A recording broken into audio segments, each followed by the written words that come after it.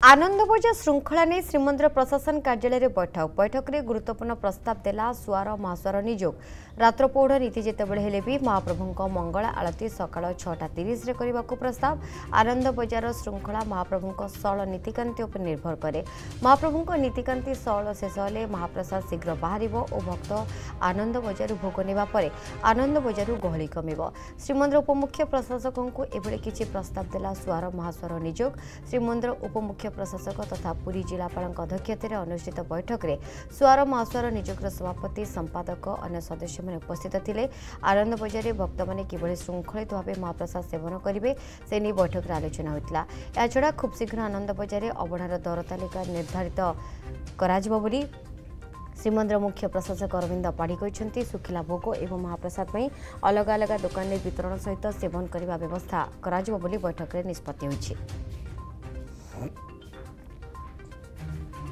जो मैंने अच्छा श्रद्धा भक्त मैंने आनंदबजार कि भाव में सेवन करेंगे महाप्रसाद तापर मत आलोचना कर आज जिलापाल लेवल रे गोटे बैठक भी कर विजिट कर रेट चार्ट लगिबार व्यवस्था कर सुखिली महाप्रसाद बा खजा गुड़िक अलग गोटे स्वतंत्र भाव में अलग दुकान रे एवं महाप्रसाद गोटे पार्श्व स्वतंत्र भाव में लगेवाई सेवन कर व्यवस्था कर रेट चार्ट व्यवस्था कर आमे आपण माने जानिछंती श्रीमंदिर प्रशासन तरफ केवल ओमफेड घीर व्यवहार करूँ किछिटा भी जदि क्या पाखे व्यतिक्रम होती विरुद्ध भी कार्यानुष्ठान नापी आज आम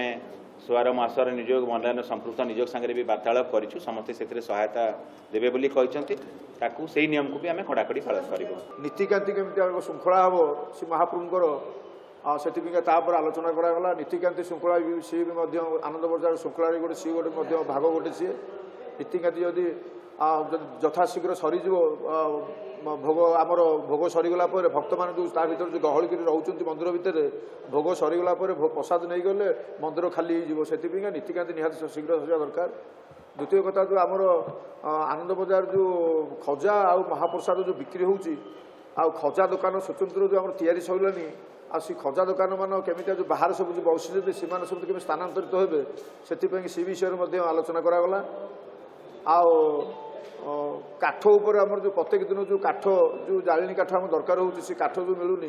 से काठ जो 216 क्विंटल काठ जाऊँगी स्वर्गद्वार को 35 क्विंटल काठ आउे श्रीमंदिर को से काठ केमती सफिसीयंट मंदिर को आसो से विषय में आलोचना करागला। जदि आपंक आम भिडी भल लगा तेब आम चैनल को लाइक शेयर और सब्सक्राइब करने को जमा भी भूलु नहीं।